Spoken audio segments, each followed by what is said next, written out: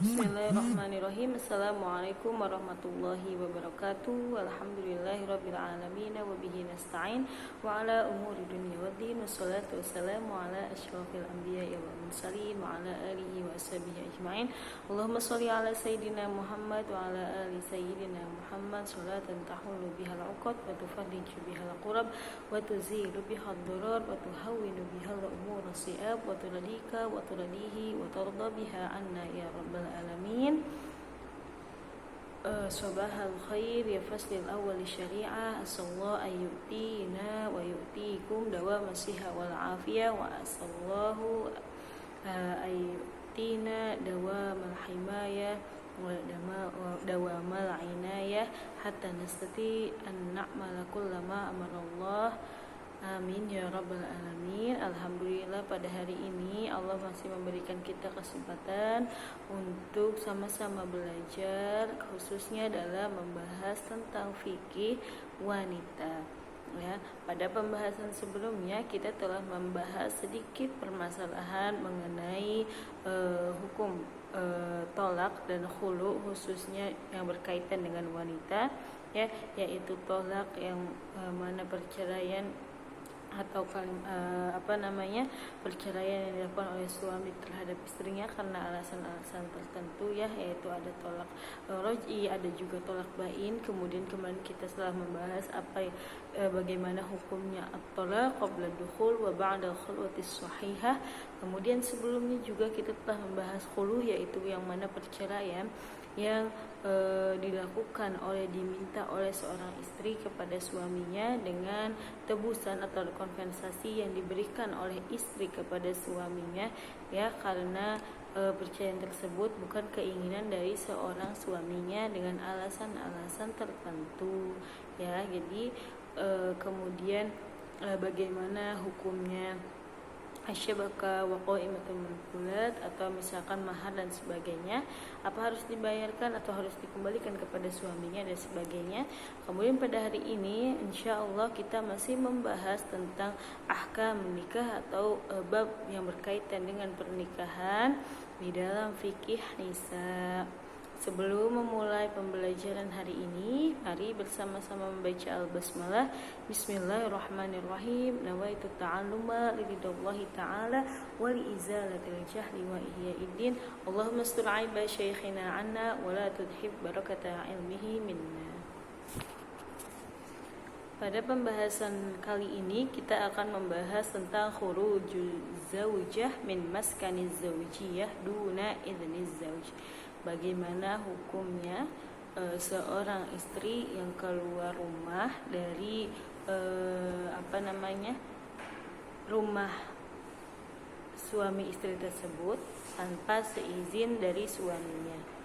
Di sini ada contoh kasus, ada pertanyaan dari seseorang, ma hukmu syar'i fi khuruji az-zaujah min maskani az-zaujiyah duna idni az-zauj li huduril hafalati was-saharati bil fanadik wa nawadi wal mabit ma'a sadiqatiha wal istimrari ala hadan nahji ala raghbi min at-tahdhir laha 'idda marrat fa in dariha bi'adam al-khuruj min maskani az-zaujiyah duna idnihi bi mujibi indari al-ayati mahdhar hal hadhihi az-zaujah nasizun fi hukmi syar'i aw la. Jadi di sini ada pertanyaan bahwasannya bagaimana hukum secara syariatnya bahwa seorang perempuan atau seorang istri pergi meninggalkan rumah atau pergi keluar dari rumah pernikahannya tersebut tanpa seizin dari suaminya. Nah, si istri ini keluar rumah ini untuk menghadiri hafalat itu atau pesta-pesta atau misalkan party dengan teman-temannya, ya, di hotel gitu. Kemudian dia wal mabit, dan dia menginap dengan teman-temannya di hotel tersebut beberapa hari. Wal istimra alaha dan nahji. Nah, kemudian dari sini suaminya ingin memperingati si perempuan tersebut atau mengingatkan atau memberi nasihat, ya, dan jadi supaya, dan setelah mengingatkan juga bahwa si perempuannya ini tidak boleh untuk keluar rumah tanpa izin suaminya. Nah, bagaimana cara suaminya ini memberikan peringatan kepada si istrinya tersebut, ya, dan apakah dengan perkara seperti ini si istri tersebut atau perempuan tersebut telah melakukan nusyuz atau hal hiya nasyizun fi hukmi syar'i amla. Jadi apakah dia melakukan nusyuz atau tidak secara hukum syariat, yaitu keluar rumah tanpa seizin suaminya. Wal jawab, ya, maka dijawablah oleh Syekh, ja'alat syariatul islamiyah huquqaz zaujiyah wa wajibatiha mutaqabilah. Ya, jadi syariat Islam telah membuat atau telah menjadikan hak-hak dan kewajiban antara suami dan istri, begitupun istri kepada suaminya mutaqabilah, yaitu mempunyai timbal balik, yang mana ketika hak dan kewajiban suami kepada istri harus dipenuhi, begitupun hak dan kewajiban istri terhadap suami maka harus dipenuhi. Jadi tidak hanya satu belah pihak yang diuntungkan atau tidak hanya satu pihak yang mendapat kemudahan, tetapi kedua belah pihak antara suami dan istri harus sama-sama memenuhi atau terpenuhi hak dan kewajibannya, karena syariat Islam telah mengatur sedemikian rupa dan mengatur dengan sebaik-baiknya pengaturan tentang hak dan kewajiban di dalam pernikahan atau di dalam rumah tangga seorang suami dan istri. Fahina alzamati zauja bil infaq ala zaujatihi fi hududi istita'atihi, ya, maka ketika seorang istri memberikan atau mengharuskan suaminya memberi nafkah kepadanya dengan hak atau dengan batasan sesuai dengan kemampuan si suami, aujabat ala zaujah taatihi bil istiqrar wal iktibas lahu fi mansili az-zaujiyah. Nah, begitupun harusnya si wanita atau istri tersebut untuk mentaati dan selalu menjaga dirinya di dalam kehidupan rumah tangga, ya. Jadi harus menuruti apa yang dikatakan suaminya selama itu benar. Fa idza istawafatil mar'ah muajjala sadaqaha, ya, misalkan apalagi jika si perempuan ini maharnya telah terbayarkan atau telah diberikan dari suaminya dari mulai pernikahan tersebut, fahiya ma'murah bimulazamati baiti zawjiyah wa 'adamil khuruj minhu illa bi idnihi ma'adal ahwal allati ubiha lahal khuruj fiha.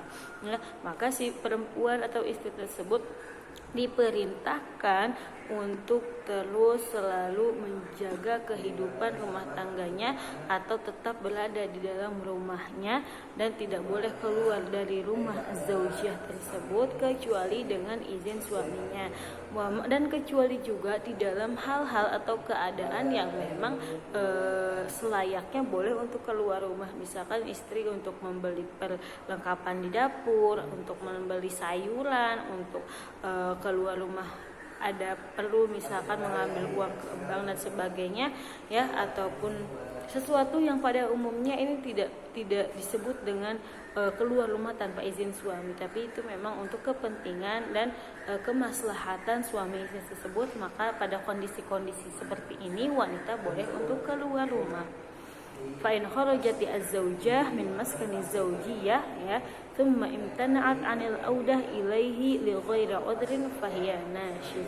Nah, tetapi jika misalkan si perempuan ini keluar rumah, ya, dari rumah pernikahan mereka itu, kemudian si perempuan ini tidak kembali lagi ke rumah selama beberapa hari dan tanpa udhrin atau tanpa udhur atau tanpa tanpa keadaan yang memang dibolehkan oleh suaminya, maka si perempuan ini telah melakukan nusyuz kepada suaminya, la nafaqata laha min tarihi imtinaiha, maka dia tidak berhak untuk mendapatkan nafkah karena si perempuan tersebut telah melakukan nusyuz. Adapun nusyuz, yang dimaksud dengan nusyuz itu adalah jadi di dalam beberapa pendapat ada juga nusyuz itu yang dilakukan tidak oleh istri saja, tetapi nusyuz juga dilakukan oleh suami, ya. Tapi di sini kita membahas nusyuz yang dilakukan istri adalah sikap tidak mentaati atau sikap durhaka yang ditampakkannya di hadapan suami dengan jalan tidak melaksanakan apa yang Allah wajibkan kepadanya, ya, yaitu taat kepada suaminya dan hukumnya itu haram atau tidak boleh, ya, mengakibatkan konsekuensi hukum yang mana nusyuz ini berakibat terputusnya nafkah dari suami kepada istrinya. Tetapi perlu diketahui tidak semua tindakan yang kurang baik dalam tanda kutip dari istri merupakan atau dianggap dengan nusyuz, ya, karena mungkin istri berbuat seperti itu ada hal yang harus diajarkan atau diajari oleh suaminya kepada istrinya. Mungkin istrinya tidak tahu atau ada sesuatu yang membuat istri tersebut melakukan hal seperti itu karena dilakukan oleh suaminya, ya. Wallahu ta'ala a'la wa a'lam bishawab. Contoh dari nusyuz itu adalah keluar rumah tanpa izin suaminya, ya. Nah, kemudian apabila si istri ini melakukan nusyuz, bagaimana cara suami untuk menyelesaikan permasalahan nusyuz istri ini, ya, dengan cara seperti apa? Di dalam surat An-Nisa ayat 34 telah dijelaskan bagaimana cara untuk bagaimana cara atau apa yang harus dilakukan suami kepada istrinya yang melakukan nusyuz terhadap suami tersebut. Yang pertama adalah menasihatinya dengan cara yang baik. Jika memang istri tersebut terus melakukan nusyuz, maka langkah kedua adalah tidak memberi nafkah batin, dan apabila masih terus seperti itu, maka langkah selanjutnya adalah memukulnya, tapi dengan pukulan yang sifatnya hanya ancaman dan tidak boleh melukai istrinya tersebut, ya. Kemudian lanjut bahwa permasalahan yang tadi adalah keluarnya istri dari rumah tanpa izin suaminya, alaha anna nusyuz la yahkumu bihi 'alal mar'ah illa ba'da an yathbuta khurujuha 'ala nahwil muharram duna idni zawj wa duna ma'udin. Jadi bahwa nusyuz itu tidak dihukumi atau yang disebut dengan nusyuz ketika si istri ini keluar rumah tanpa izin adalah dia keluar rumah tanpa izinnya untuk melakukan hal-hal yang memang diharamkan atau tanpa ada udzur syar'i, tanpa ada tujuan dan ada halangan yang disyariatkan oleh suaminya tersebut, ya. Maka masalah di sini adalah masalah itsbat fil maqamil awal, adalah masalah menetapkan bahwa yang disebutkan di pertanyaan tadi termasuk kepada nusyuz atau bukan, ya. Maka di dalam pertanyaan ini hukmun jadi kadang ini bisa disebut juga nusyuz di pertanyaan tadi, tapi bisa juga tidak disebutkan dengan nusyuz. Maka urusan ini wal amr ilama yarahul qadi lebih baik diselesaikan atau ajukan dulu kepada qadi, ditanyakan apakah istrinya tersebut melakukan nusyuz atau tidak, gitu, ya, atau kepada penguasa atau orang yang ahlinya di dalam pengadilan misalkan, supaya ini menurut kebiasaan atau adat merupakan nusyuz atau tidak. Wallahu ta'ala a'la wa a'lam bishawab, ya. Jadi kurang lebihnya seperti itu. Jadi semoga kedepannya menjadi pembelajaran bahwa suami dan istri harus memenuhi hak dan kewajibannya masing-masing supaya menjadi rumah tangga yang sakinah mawaddah warahmah. Jazakumullah khair ala husnil ihtimam. Jangan lupa untuk mengumpulkan catatannya pada malam hari ini. Nafa'anallahu bi'ulumi masyaihina fid dharaini. Allahumma fa'na bima 'allamtana wa 'allimna ma yanfa'una warzuqna 'uluman tanfa'una. Segala kekurangan dan hilaf adalah dari saya. Jika ada kebenaran maka datangnya dari Allah Subhanahu wa taala. Wassalamualaikum warahmatullahi wabarakatuh.